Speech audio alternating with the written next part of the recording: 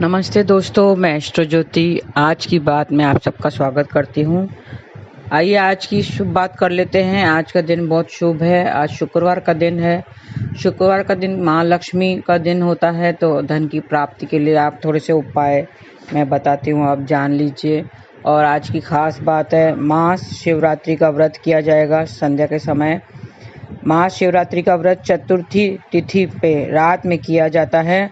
तो आज चतुर्थी तिथि है और रात में महाशिवरात्रि का व्रत किया जाएगा, जो मासिक है, हर महीने किया जाता है। भगवान शंकर की पूजा आराधना की विधि है और उसमें शिवलिंग को अलग अलग अभिषेक करने से अलग अलग आपके ख्वाहिशें पूरी होती हैं। तो आइए ये विस्तार में जान लेते हैं। पहले आज के दिन कौन से आपको अभिषेक करने हैं वो जान लीजिए। आज बेलपत्र, पुष्प, धूप, दीप से पूजा करनी है आपको। ऐसा करने से मन चाहे फल की प्राप्ति होती है। तो आप मंदिर जाइए, नहा के स्नान करके किसी शिव मंदिर में जाएं और वहाँ पे अभिषेक करें। आपकी जो ख्वाहिशें हैं पूरी करने के लिए जल में पुष्प डालकर शिवलिंग पर चढ़ाएं। तो इससे आपकी सारी ख्वाहिशें, जो मन में इच्छाएं हैं, वो पूरी होगी। और शिव जी को प्रणाम करें, शिव जी का मंत्र जाप करें, ओम नमः शिवाय। ये बहुत ही अच्छा मंत्र है। एक ऐसा मंत्र है जो सब आपके दुख दूर करेंगे, सब ख्वाहिशें आपकी पूरी करती है और आपकी बुरी नज़र भी इससे जाती है। किसी को बुरी नज़र है तो शिव जी को प्रणाम करके ये मंत्र जाप करेंगे तो बुरी नज़र भी दूर हो जाएगी। और दाम्पत्य जीवन में प्यार लाने के लिए शुद्ध जल में लाल पुष्प डालकर शिवलिंग पर अर्पित करें, अभिषेक करें।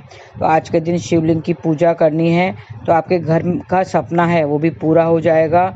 और मंत्र जाप करना है 21 बार, ओम नमः शिवाय।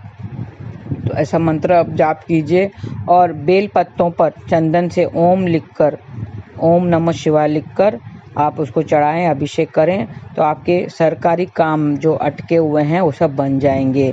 चंदन से ओम नमः शिवाय लिखना है और उस पर अभिषेक करना है।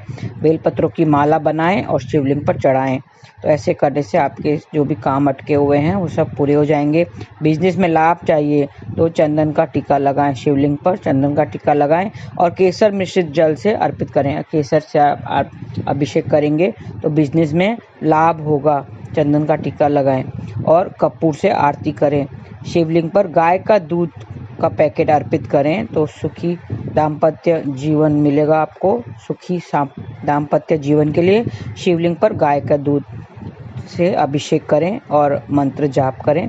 शिव जी को पंचामृत और सफ़ेद फूल चढ़ाएं, इससे आपकी बौद्धिक क्षमता बढ़ेगी। पंचामृत से और सफ़ेद फूलों से अभिषेक करने से बौद्धिक क्षमता बढ़ती है। और मंत्र वही है, ओम नमः शिवाय। आप मंत्र जाप करके कीजिए। कर्ज से अगर मुक्ति चाहिए तो शिव पार्वती की मूर्ति के सामने आप घी का दीपक जलाएं और मिठाई का भोग लगाएं और पुष्प अर्पित करें। जल से अभिषेक करें तो आपकी जो भी दुख हैं वो निकल जाएंगे और सुखों में बढ़ोतरी होगी। गाय को रोटी खिलाएं। और कोर्ट कचहरी से छुटकारा पाना है तो चावल मिश्रित जल से अभिषेक करें। शिवलिंग पर चावल मिश्रित जल से अभिषेक करने से कोर्ट कचहरी के से छुटकारा मिलता है। जो कोर्ट केस है, लिटिगेशन वगैरह का प्रॉब्लम है तो उससे छुटकारा मिलेगा। सूखे मेवे का भोग लगाएं और पुष्प अर्पित करें। तो ये आज के दिन करना है और विस्तार से मैं आपको बताती हूँ। अगर आपको वाहन भवन की इच्छा है तो दही से अभिषेक करना है। आप नोट कर लीजिए, ये अलग अलग अभिषेक होते हैं। अलग अलग इच्छाओं की पूर्ति के लिए अलग अलग चीज़ों से अभिषेक किया जाता है। दही से अभिषेक के लिए वाहन भवन मिलते हैं। और नाग केसरी पुष्प अगर चढ़ाएंगे तो आपको धन संपत्ति मिलेगी। गन्ने का रस से अभिषेक करने से पैसों में बढ़ोतरी होगी। गन्ने के रस से अभिषेक करने से पैसों की बढ़ोगी। और ध्यान रखें, अब जब अभिषेक करते हैं तो तांबे का लोटा लेना चाहिए। स्टील का लोटा वर्जित है, स्टील पूजा में वर्जित होता है। तो अगर शहद से अर्पित करेंगे धन में वृद्धि होगी। शहद से अगर अभिषेक करेंगे तो धन में वृद्धि होगी। इत्र लेके पानी में डालें और फिर अभिषेक करें तो रोग मिटेंगे। इत्र अगर जल में डाल के अभिषेक करेंगे तो रोग मिटेंगे। गाय के दूध से जो रोज अभिषेक करेंगे उससे डायबिटीज़ वगैरह जो बीमारी है, जो लॉन्ग टर्म बीमारी है, उससे मुक्ति मिलेगी। और गंगा जल से अभिषेक करने से फीवर वगैरह, बुखार वगैरह है वो निकल जाते हैं। और घी से अभिषेक करने से, गाय का घी होना चाहिए, वंश की वृद्धि होगी। गाय के घी से अभिषेक करने से वंश की वृद्धि होगी। सरसों के तेल से अभिषेक करने से रोग और शत्रुओं से छुटकारा मिलेगा। सरसों के तेल से अभिषेक करने से रोग और शत्रुओं से छुटकारा मिलेगा। शहद से अभिषेक करने से टीबी, डायबिटीज़ वगैरह से मुक्ति मिलेगी। शहद से अभिषेक करने से टीबी, शुगर, डायबिटीज़ से मुक्ति मिलेगी। चावल चढ़ाने से घर में लक्ष्मी आएगी। चावल से अभिषेक करने से घर में लक्ष्मी आएगी। तिल से अभिषेक करने से पापों का नाश होगा। तिल से अभिषेक करने से पापों का नाश होगा। जौ से अभिषेक करने से आपके प्रॉब्लम जो सॉल्व नहीं हो रहे हैं वो सॉल्व हो जाएंगे। जौ से अभिषेक करने से प्रॉब्लम सॉल्व हो जाएंगे। घी, गेहूँ और जल से अभिषेक करने से पुत्र रत्न की प्राप्ति होगी। घी, गाय का घी होना चाहिए। घी, गेहूँ और पानी से अर्पित करने से पुत्र रत्न की प्राप्ति होगी। दूध में जरा शक्कर मिला के करेंगे तो बुद्धि की वृद्धि होगी, बुद्धि बढ़ेगी। और इस तरह से आप अभिषेक कीजिए। पंचामृत में दूध, घी, दही, शक्कर, शहद, इससे पंचामृत बनता है। दूध, घी, दही, शक्कर, शहद, इससे पंचामृत बनाएं और उससे पूजा करें, अभिषेक करें तो आपका मन शांत होगा, गुस्सा वगैरह जो है वो निकल जाएगा और मन में शांति आएगी। तो ये थोड़ी सी चीज़ें थी जो मैंने बताया अभिषेक की, तो वो कीजिए, आपको छुटकारा मिलेगा। आपको जो प्रॉब्लम्स है उससे जल्दी छुटकारा मिलेगा। अलग अलग चीज़ों से मैंने बताया है, अलग अलग चीज़ों से अलग अलग आपकी जो इच्छाएं हैं पूरी होती हैं।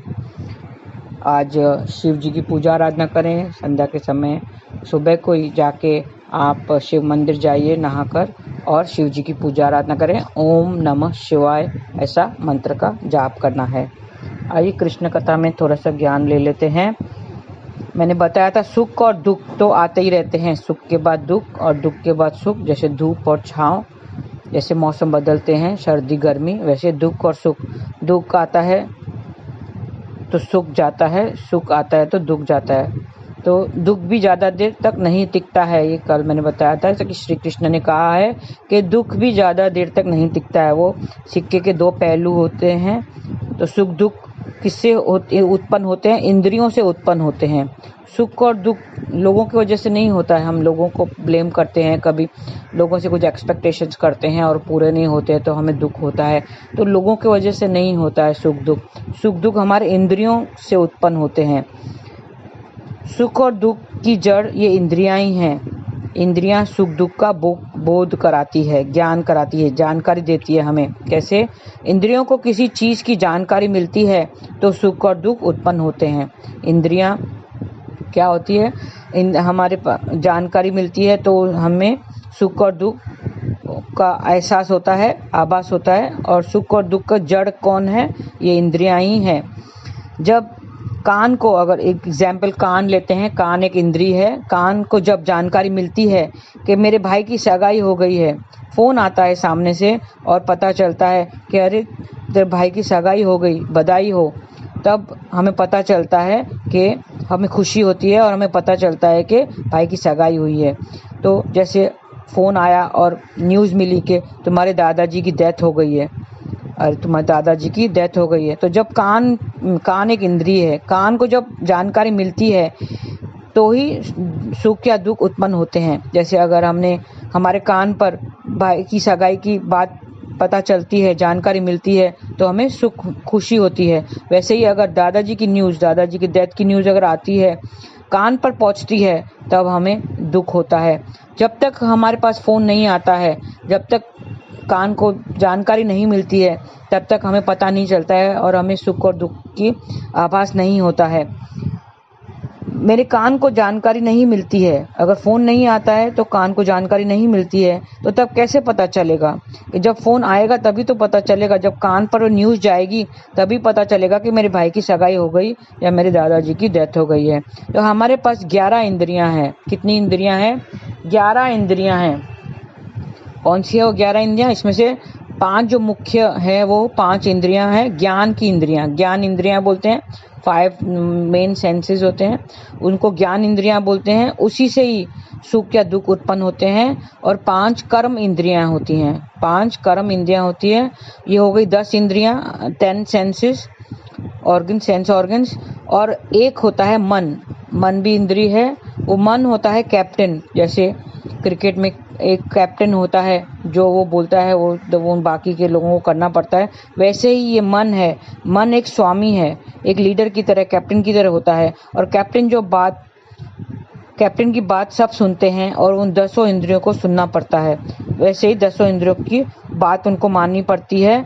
कैप्टन की बात सब 10 इंद्रियों को माननी पड़ती है। जो 5 ज्ञान इंद्रियां हैं जो हमें बोध कराती है, सुख दुख का बोध कराती है, वो अपने स्वामी की बात सुनती है। जैसे हमारे सामने नूडल्स आ गया, वाह, आज नूडल्स खाने की इच्छा हो गई। किसको इच्छा हुई? मन को इच्छा हुई, नूडल्स खाने की इच्छा हुई। और पहला स्पून जैसे ही हमें मुंह में डालते हैं, मुंह में जाता है पहला स्पून नूडल्स का, तो स्वाद लेती है जबान। वाह, क्या बहुत मजा आ गया। स्वाद लेती है जबान, और लेकिन मजा किसको आता है? मजा आता है मन को। बहुत मजा आ गया, ऐसा बोलते हैं, वाह क्या स्वादिष्ट है, मजा आ गया। तो स्वाद कौन लेता है? मुंह में जाता है, मुंह में जबान हमारी स्वाद लेती है। और मजा किसको आता है? मजा जुबान को नहीं आता है, मजा आता है हमारे मन को। मन को खुशी होती है और वो सुख का आभास करता है। तो बहुत लोगों को नूडल्स पसंद है, तो नूडल्स सामने आते ही दिन में 2-3 बार दे दें उनको बना के तो भी वो खा लेंगे। वाह, मज़ा आ गया। तो ये जुबान को मज़ा नहीं आता है, ये मन को मज़ा आता है। और ऐसे अगर हमारे कान को जैसे न्यूज़ मिलती है, मैंने बताया है कि कान को जब न्यूज़ मिलती है, तेरे भाई की सगाई हो गई, तो कितना खुश होता है मन। क्योंकि जब तक कान पे न्यूज़ नहीं पहुंचेगी तब तक हमें पता नहीं चलता है। जैसे ही कान पर न्यूज़ पहुंचती, कान एक इंद्रिय है, कान को न्यूज़ पहुंचती है तो खुश कौन होता है? मन खुश होता है और वो पैकिंग करने की शुरू करता है, चलो हमें सगाई में जाना है। तो फिर वो मन ऑर्डर करता है, फिर हम वहाँ जाते हैं। तो आगे इस विषय में मैं कल और इस विषय को लूँगी, कंटिन्यू करूँगी। आज के लिए बस इतना ही। और मेरे अगर वीडियो को आपने चैनल को सब्सक्राइब नहीं किया है, शेयर लाइक नहीं किया है, तो अभी कर लीजिए, शेयर कीजिए, दूसरों को भी सुनाइए, कृष्ण कथा सुनाइए और सब्सक्राइब ज़रूर करें ताकि मेरे आने वाले जो वीडियोस हैं आपको मिलते रहें, जो भी आपको नोटिफिकेशन आता रहे। और मेरे ग्रुप में अगर ज्वाइन करना है, मेरा व्हाट्सएप ग्रुप है डिवाइन ब्लेसिंग्स का, अगर ग्रुप में किसी को ज्वाइन करना है तो ज्वाइन कर सकते हैं। और उसमें टिप्स वगैरह मिलता है, डेली टिप्स मिलती है, और जिसको जो प्रॉब्लम्स होते हैं हम सब साथ मिलके सॉल्व करने की कोशिश करते हैं। मैं स्विच एनर्जीज दे के हील करती हूँ, रेकी हीलर हूँ, टैरो रीडर हूँ, और हमें कौड़ियों से भी प्रॉब्लम्स को सॉल्व करने की कोशिश करती हूँ। कौड़ी प्रिडिक्शंस भी कराती हूँ मैं। तो आपको अगर मेरे व्हाट्सएप ग्रुप में ज्वाइन होना है तो ज्वाइन हो जाइए, आपको बहुत लाभ मिलेगा। तो आगे कृष्ण कथा सुनते रहिए, उसमें भी मैं बहुत ज्ञान देती हूँ, कृष्ण कथा करती हूँ। मंत्र जाप करते रहिए, हरे कृष्ण कृष्ण कृष्ण हरे हरे, हरे राम